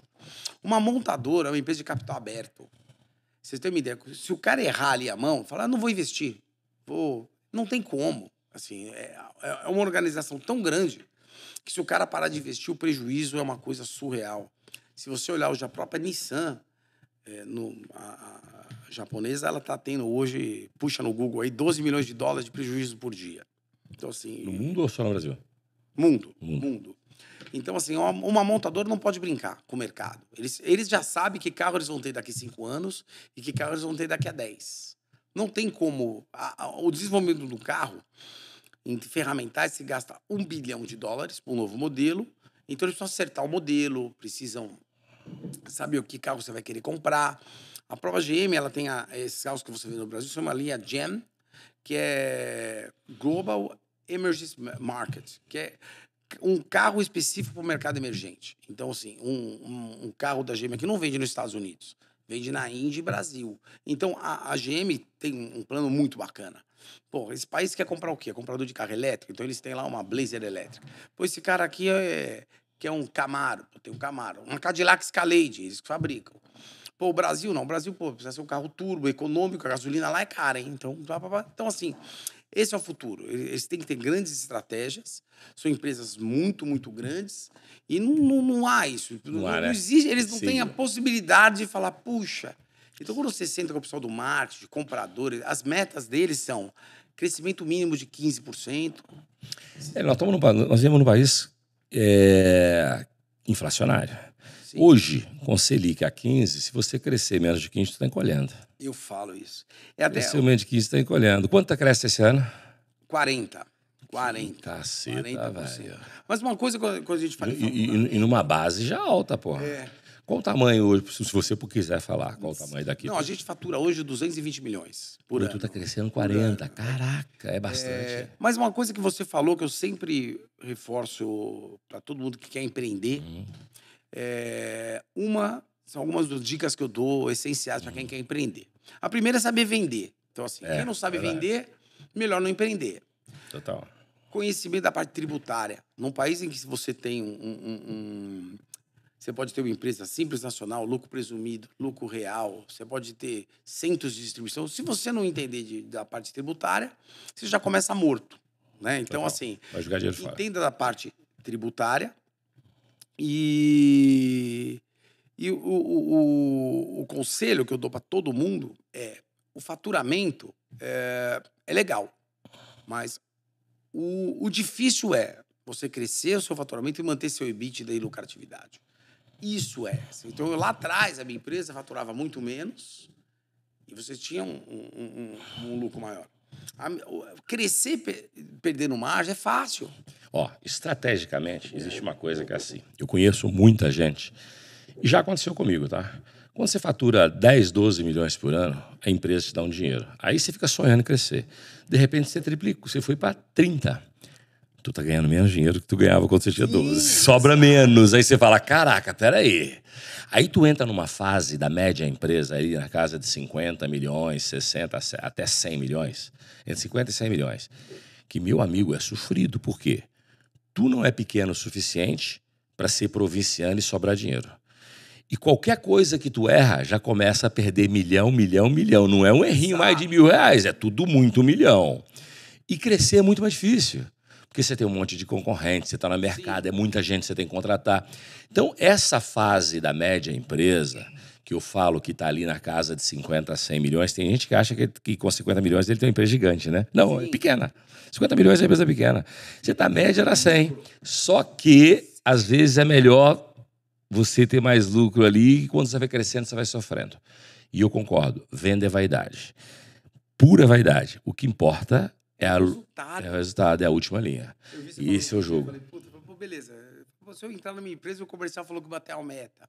Um dá parabéns. Eu vou perguntar, você vendeu com qual desconto? Exatamente. Que prazo que você deu? Que prazo que você deu? Então, assim, o fato de você querer ganhar todas as concorrências, isso até o Roberto Justo fala, Claro. não é para vender para todo mundo. Não é. Então, assim, você tem que perder negócio. Se você fecha tudo, alguma coisa errada tem. E vou te dizer outra coisa, principalmente na área de transporte, é uma coisa que a gente tem que aprender no Brasil.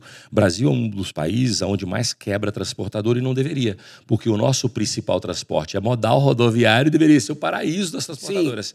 Só que a concorrência de querer ganhar todas as cargas E não quebra a saber fazer transportadora. conta. O cara morre de pátio cheio, com carga lotada, depósito lotado e a transportadora está quebrando, porque quando ele faz a conta do custo operacional do transporte brasileiro, o preço que ele vendeu o frete dele não paga. Por quê? Porque o cara não sabe precificar custo do pneu do caminhão, do motorista, a hora da multa, o processo trabalhista, o prazo, o pátio. Aí o cara começa, ele precisa captar, fluxo de caixa apertado, ele sai vendendo frete a qualquer custo e depois ele quebra. É o país onde mais morre transportadora com contrato na mão. O cara não quebra porque ele está sem serviço. Ele quebra com serviço. Fechou errado. Mal precificado. Quando você vai assinar um contrato, cara, a gente assina... Hoje a gente tem 800 contratos de peças com todas essas montadoras. Às vezes você erra. Agora, e assim, não adianta você chorar. Você assinou lá. A gente fabrica, por exemplo, e manda para a Argentina as abas de paralama da Nissan Frontier Attack. Pô, a peça é gigantesca. Vai plástico pra caramba. Eu imaginava que 2 pessoas cuidariam do processo. Hoje eu tenho 10 pessoas envolvidas no processo. Então, assim, cara, fechei mal. Tu perde dinheiro nesse produto. Perco dinheiro. Só Mas você não pode dar para trás. não tem como. Tem como, A fechou. multa é $60 mil por hora de linha de produção parada. Então, assim, não adianta. Aí eu falo, chamo a minha equipe, falo que acabou, erramos. O que fazer para não acontecer mais? Isso aí. Então, você pega as empresas, se você puxar, dá um Google aí, metade das empresas fecham em 2 anos, de quem abre. Assim, total, Porque, assim, total. e vou te falar, quando você fala em carga tributária no Brasil, a gente paga muito imposto em empresas grandes. Uma empresa simples nacional, o cara paga quase nada. O cara pode faturar 3 milhões e 600 por ano, vai pagar de 6 a 12% de imposto. Não tem INSS patronal, é zero da parte dele para o funcionário. Agora, se o cara tiver uma empresa que fatura 3 milhões e 600 e der 20% de lucro líquido no bolso dele, ele está no céu. O problema é que o cara abre uma confecção, ele abre um bar, ele abre um negócio e não faz conta. E aí sucumbe, porque as despesas, a gente tem empresas, cara, a hora que você vê quanto custa um software, um ERP, custa tudo que você compra na sua empresa, você paga tanta conta, você fala, cara, se você não tiver precificado isso lá na ponta, você vai sofrer. E eu falo o seguinte, é por isso que a gente tem que ter gestão e governança quando tu cresce. Sabe a diferença de uma empresa pequena para uma empresa grande? É a sofisticação da mão de obra. Sim. Se você está com 200 e poucos milhões, você daqui a pouco tu vai estar faturando meio bi, daqui 1 bi. O que vai faturar, vai mudar na sua vida? O risco que você está exposto. Sim. O dinheiro vai ser melhor para você, porque daqui para cima vai sobrar mais. Qualquer 1% é muita coisa. Só que você vai precisar de gente sofisticada. O cara que te trouxe de 0 a 200 não é o cara que vai te levar 1 bi. Não é. Você pode ter certeza. Um ou outro. Tem as exceções. Sim, tem. É como Tem diz, as exceções, mas a maioria deles não. a gente tem na fábrica, eu montei um conselho administrativo. Porque, assim, para entender, pegar um pouco de multinacional, empresa de dono. Então, um dos conselheiros, ele é dono da Kimball, é uma empresa multinacional de recursos humanos. E o outro foi vice-presidente da Cacau Show por 7 anos e era diretor da AkzoNobel, fábrica de tintas. É legal ouvir, assim, o que eles falam. Quando a gente fala em crescimento, esse que é da AkzoNobel, ele fala o seguinte: quando viu um americano para cá para ele apresentar o plano de crescimento, olha a ideia dos caras. Ele falou que aprendeu muito com os caras. Puta, quanto que vai crescer esse ano? 15, 20. O que aconteceu? O americano falou, não, você vai crescer 5. Só 5. Por quê, cara? Porque quando você faz um orçamento para crescer 20, automaticamente você autorizou todas as despesas. Você carrega as despesas para vir e cortar, não. E se você não atingir, você ficou com as despesas. Total. Então, assim, a gente passou por isso algumas Principalmente vezes. na indústria. Você fala, beleza, vou fazer, então vou. Meta quebra a empresa, sabia? Concordo. Meta quebra a empresa. Bota uma meta alta no seu caso, que é uma indústria, que você tem que comprar matéria-prima e converter em produto acabado. Sim. E se você fala assim, vou crescer 50% esse ano, e você prepara todos os seus insumos para crescer 50%, e tu cresce 30%, fudeu o seu fluxo de caixa. Exatamente. Aí você vai ligar para o teu comercial, pô, qual é o seu orçamento?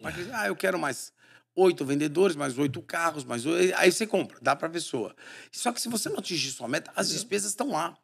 Então, o fato... Eu vejo de empresas multinacionais, a gente compra máquinas de injetoras da marca Arbor. É alemã, tem 100 anos a empresa. E as máquinas da Lego são Arbor, de injeção termoplástica. São as mais precisas do mundo. E é legal, eu visito lá todo ano, lá na Alemanha. E eles falam que a empresa fez 6 anos e fatura 700 milhões de euros. Eles falam, é pouco, eles falaram, para uma empresa de 100 anos. Mas ela sempre prezou, passou a pandemia sem um problema, porque assim, sempre prezou por um crescimento sustentável, sempre. Então, assim, não tem um tropeço que essa empresa não tem o fôlego para vencer. Então, eu acredito que as metas... Até porque na Europa é uma região menos inflacionária. Então, você não tem tanto aumento de custo. Dizem, não tenho certeza, mas os meus amigos de multinacional, que o problema da mão de obra está tanto difícil quanto o nosso, até mais. Porque a onda woke contaminou muito a Europa e os Estados Unidos. Você não tem mais gente, principalmente na França, que queira trabalhar 6, 7 dias por semana. Não tem, 7, 6, não tem, esquece. Não tem. Mais do que aqui até. Uma vez eu estava conversando com um cara, uma vez não, né? Faz 2 meses isso. Ele é francês e hoje ele é presidente de uma empresa na Argentina. Eu também trabalhei na Argentina. E, realmente, os sindicatos da Argentina são muito piores do que no Brasil. Sim. É muito mais bravo. Então, e ele fala, cara, na Europa hoje, não é a qualificação, é a disponibilidade. Você tem gente qualificada, mas elas não estão disponíveis. Mas o meu diretor de RH lá da fábrica, às vezes fala, pô, tá difícil. Eu fiz um feirão esses dias em Araçariguama, onde tem uma das fábricas nossas. Contatei o prefeito, o secretário de desenvolvimento, foi um mega feirão. Levei a Ferrari, adesivei com o nome da fábrica e tal. Então, assim, se você não vender seu sonho pro teu colaborador, esquece. O cara vai te trocar por R$50. Você tem que trazer o cara para você, fazer uma integração. Pô, eu comecei atrás da... Os caras se encantam com as histórias. Pô, eu faço parte de um sonho, eu não faço parte só de uma empresa. Então, o fato de você chegar pro teu funcionário e falar onde ele vai estar daqui 5 anos, que sua meta é crescer, sua meta não é, parar de crescer ou comprar imóvel para alugar, teu negócio é indústria, você quer abrir filial nos Estados Unidos, você quer abrir filial na Europa. Então, assim, o cara fala, pô, eu vou estar junto com esse cara. Isso aí. Então, se você não mostrar isso pro funcionário...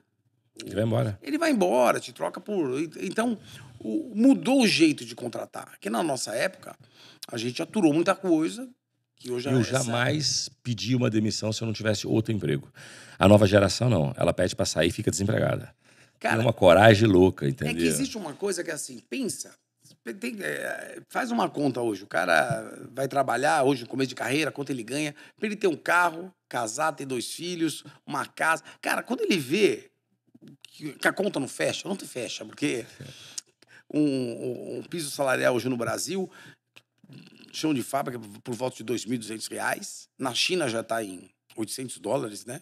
Então, assim, o cara pensa, pô, tem 2 filhos, pô, aluguel, água, luz, telefone, escola, o cara prefere ficar um Bolsa Família, um seguro-desemprego. Então, a gente compete com o governo, até compete com o subsídio. Compete com o subsídio, mas onde que você tem que mudar? Beleza.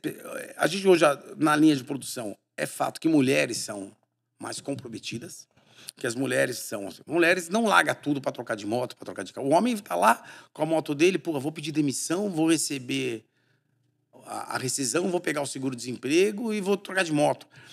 Então, mulher não tem mais isso. A mulher tem filho, ela tem responsabilidade. Então, nas linhas de produção, a gente tem tido mais sucesso com mulher do que com homem. Fato. Meu amigo, a gente está começando a chegar no final, já deu 1 hora e quanto aí, Lê? 1h20, passa muito rápido, né, irmão? Tem papo, cara. Tem papo, acaba tendo que vir de novo depois. Venho com o maior prazer. Aí, mas antes de chegar no final, eu quero fazer um bate-bola e depois deixar uma mensagem para você. Ótimo. Primeiro bate-bola. Qual o maior erro que você já cometeu na vida? Cara, dos erros que a gente cometeu como empresário, engraçado que todos os erros que eu cometi, em algum momento me gerou um problema, e depois ele me gerou uma coisa boa. Então, assim, benefício. Um benefício. Então, assim, erro mesmo estratégico, poucos eu não consegui reverter, né? Para o negócio andar. No momento que você erra, você tá puto. Puta, cara, fechei um negócio que eu não devia fechar. Esse negócio da Nissan, por exemplo. Quando a gente fez essas abas de paralama, que são espetaculares, é um know-how absurdo, que a peça tem que ser injetada em plástico texturizado e não é pintado. E vai para um carro de 300 mil. Pô, na hora a GM me ligou e falou, eu quero também fazer 71. Então, assim, me deu um problema naquilo, mas o meu cliente viu que eu tenho capacidade de fabricar e também comprou. Então, eu não vi, até quando eu decidi sair das concessionárias e montar a empresa, pô, naquele momento eu falei, puta, eu andava de Pajero Zero, de terno e gravata, ia falar com o Eduardo Souza Ramos, que é o dono da Mitsubishi no Brasil, né? Fazia reunião com... Né, às vezes você vê numa situação, batendo de porta em porta, vendendo peça plástica, fala, puta, cara, cagada que eu fiz. Mas, meu, não adianta. Se eu não tivesse feito isso, não estaria. Você tá Estaria até hoje. De repente, não estaria construído o que eu construí. Então, eu acho que todas as besteiras que a gente faz... a pior besteira que eu fiz é comprar essa BMW 7. Puta, essa foi uma besteira, cara. Me encantei lá, eu, caramba, não pensei. Pô, você perder 300 pau no carro... Dói. E sem Dói. usar, pô. E sem usar direito. Sem usar. Mas eu acho que o empresário vai errar. Isso é fato. Não tem como você ter um sem errar. Você tem que medir ali se aquilo vai te quebrar ou não. O fato de você saber que concentração de faturamento... Você pode faturar 1 bi. Cara, se você tiver 2, 3 clientes, esquece. Você vai quebrar. Então, assim, você precisa entender. Você precisa diluir o teu faturamento, diluir seu risco. Isso dá trabalho. Então, assim... E se você tiver um erro desse, que às vezes acontece, você tá aqui, você tem intimidade com o cliente, o cara gosta de você, a hora que você vê que você tá vendendo para um cara só, e aí acaba ficando tranquilo. Quando você se depara com um problema, quando você tem grandes clientes na tua base, e eu teve montadora quando ela representava 51% do meu faturamento, nas reuniões você ia tremendo, cara. Porque assim, se você perder esse projeto aqui, tal, você fala, pô, 51% do meu faturamento na mão desse cara. Então, eu acho que esses erros de concentração eu consegui puxar. Falei, não, vou diluir, vou fazer e vou... Mas não tem nenhum erro, assim, que eu te falo, cara, se eu pudesse, eu teria... Porque depois de muitos anos, apanhei, fiz e tal, depois de muitos anos eu consegui contornar e eu sempre tento enxergar tudo pelo lado positivo, né, cara? Então... A gente fala, a gente não erra, a gente aprende. Qual a principal qualidade de um líder, na sua opinião? De um líder? E eu acho que ele tem que ser sempre uma pessoa positiva, né, cara? Eu acho que você tem que saber ensinar as pessoas que estão ao seu lado. Isso não é fácil também. Entender que nunca ninguém vai ter visão que você tem do dono. Isso aí, a gente trata isso com o conselho, né? Que é a visão de dono. Você quer que seu colaborador fique sem dormir como você fica. Não adianta. Você é um empreendedor, você tomou o risco, ele trabalha para você. Então, não imagina que ele vai estar no sábado pensando na entrega de segunda. Ele vai voltar a pensar na segunda. Se tem uma entrega atrasada, na segunda às 8 da manhã. Você tá no sábado, você pode estar num barco tomando uma cerveja, puta que... Caramba, segunda-feira eu tenho que entregar um produto que acabou a matéria-prima vem da China, não chegou, enfim. Então, eu acho isso. É você tentar botar o senso de dono em cima de tudo. Explicar o motivo. Não adianta chegar pra você e falar, pô, isso aqui é assim porque é assim. Você tem que evangelizar os caras, né? Já visto a Apple, né? A Apple você tinha o Steve Jobs. Ele formou o Tim Cook durante 10 anos. Aí quando o Steve Jobs morreu, todo mundo pensou, cara, acabou a Apple. Mas ele treinou tão bem o Tim Cook que quando o Tim Cook assumiu a Apple, o resultado da empresa melhorou muito. Maior desafio do seu setor? O maior desafio do meu setor, cara, eu acho que é manter a lucratividade. Porque toda hora você é deparado com empresas que não têm a estrutura que você é obrigado a ter.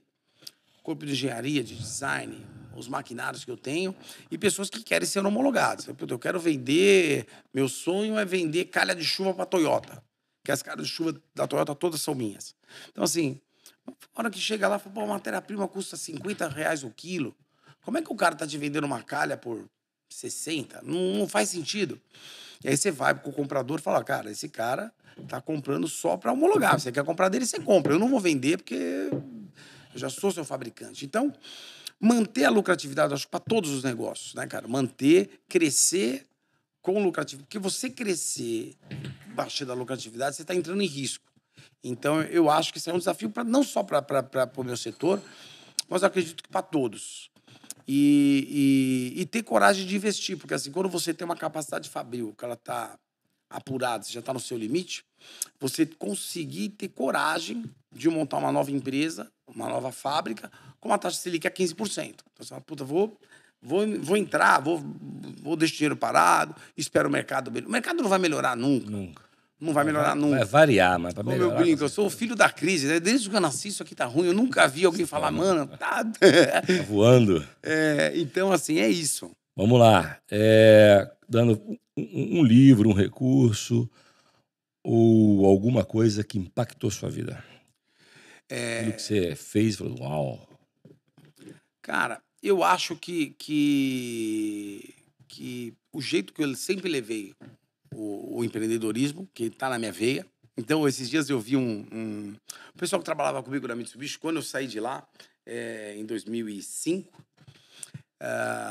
foi muito bacana, porque assim, eu saí e falei, cara, eu vou sair, porque minhas ideias já não batem mais com o meu sócio, que era o Marcos Protic, que era o dono da concessionária, até hoje nem está mais entre nós, mas eu falei, cara, eu tenho uma outra vontade, eu quero voar, não posso trabalhar por status, por ser dono de uma concessionária Mitsubishi, etc e tal, eu quero novos ares, eu quero ganhar dinheiro, eu quero ter um helicóptero e tal, saí de lá meio como um louco, sabe? Ele falou assim, mano, o cara pirou, o cara quer montar a empresa dele, quer ter helicóptero, quer não sei o quê. Cara, quando os caras começaram a ver que eu praticamente ando de helicóptero todo dia, os caras, mano, louco. Então, na verdade, as pessoas te julgam não é pelo que você é, e sim pelo resultado. Então, você vê um monte de cara louco dando certo, então as pessoas julgam. Se o resultado for bom, puta, é o louco que deu certo. O gênio pro louco é o É nada, é um risco. Eu vou te ser honesto, o que eu acho do Ike Batista, cara, pô, legal. Eu acho assim, é um exemplo para você falar, porra, meu, eu vi ele reclamando outro dia dos bônus que ele dá para os executivos dele. Ele falou, cara, eu não sei de onde eu tirei 200 milhões de dólares de bônus. Da onde que eu tirei aquela ideia? E o que eu gosto dele, quando você entrevista ele, é que você vê a sinceridade do cara falar, eu errei, eu fiz, eu não faria de novo. Então, assim, se espelha nisso. Fala, pô, o que eu vou fazer para não errar, para não achar que eu tô por cima e acabar tomando decisões erradas. E quando a empresa está indo bem, é incrível como você é tendenciado para tomar decisões que vão te trazer problema. Total. Você troca frota, você dá carro, você dá aumento para fulano. Então, assim, e depois, quando você tem um problema de baixa venda, ou qualquer problema que você tem no futuro, você fala, puta, Pra que eu fiz isso? pra que eu fiz isso? Meu amigo, uma pessoa ou algumas que você admira muito. Que eu admiro muito, cara. Eu admiro muito o meu cunhado, que é o Alexandre, ele é dono da Cacau Show. Você tinha me falado isso, eu tinha esquecido de falar. Ele é um empreendedor, cara, que é assim, cara, puta, conheço ele há visionário, né? Cara, não só isso, cara, é um cara que para custos é fenomenal, é um cara que toca música para os funcionários dele toda segunda-feira às 8 da manhã, ele tem uma banda para animar o pessoal. É um cara que já não trabalha. O propósito dele tá fazendo um parque de diversões, o maior da América Latina, aqui em Itu. Então, assim, a visão do cara de negócio é impressionante. Então, quando você conversa com pessoas muito inteligentes, que é aquela pessoa que fala, já não trabalha mais por dinheiro, tem uma Volvo velha, assim, cara, mas o quanto que o cara lida com o número, na facilidade que ele tem de empreender, de automatizar processos, de simplificar coisas, de cortar custos. Então, mas, assim, você se inspira em pessoas, talvez, na minha opinião, tenha pessoas melhores que eu não tenho acesso. Mas por você ter acesso a... Aquilo que você vê e fala assim, putz... Não, e você tá do lado, e você sabe a história. Porque, assim, a história que você vê na internet, você não sabe a verdade. 100%. Mas quando você tem uma pessoa do seu lado, que você sabe o que tá rolando ali, como o cara é com a família dele, como o cara lida com o dinheiro, como o cara lida com a educação dos filhos, porque, assim, é tudo. Você fala, porra, o caminho é esse. E é difícil. E o Ale é jovem, não? Cara, ele tem 3 anos a mais que eu, deve ter uns 54 anos. 54. Mas é um empreendedor hoje, deve ter umas 4.500 lojas, franquias. Cara, ele fatura 7 bi por ano. Então, mas a cabeça dele é assim, eu brinco, né, cara? Se você amanhã ele amanhecer sem nada, daqui 10 anos tá bi de novo, porque é a cabeça bilionária não é o dinheiro. Ó, pra vida, quem ganha dinheiro é pobre mendigo. Sim. Multimilionário faz dinheiro. Exatamente. Tem que saber fazer, esse é o jogo. Irmão, é o seguinte, turma do Padrinho Podcast chegando ao final, eu vou querer aqui, meu amigo Marco, ele vai... Mensagens finais. Qual recado você dá para minha audiência? A audiência nossa, cara, é a grande maioria sexo masculino, chega a bater 90%. E muito mais do que isso, dono de empresa. Puta, bacana. Pequeno, médio e grande, aqui só tem empreendedor. Que recado você dá para esses caras? Não vou te dizer dica, conselho, porque dica é raso. Eu não gosto de dica. É raso, é isso. Qual é o conselho que você dá para essa turma? Eu acho que todo empresário vai passar por dificuldade. Todos, sem exceção. Todos os empresários erram, né? E contornar e retificar o andamento das coisas faz parte. Todo dia você vai aprender, um aprendizado contínuo.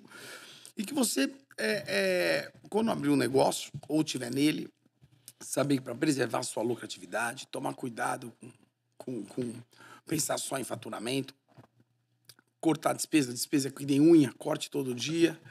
Então, eu acho que... E se você está pensando em empreender e trabalhar em alguma empresa, eu acho que você tem que vestir a camisa como dono. Porque a gente que precisa de gente boa e capacitada para estar no nosso negócio, se a gente acha pessoas boas, a gente sempre vai querer dar um pedaço do negócio.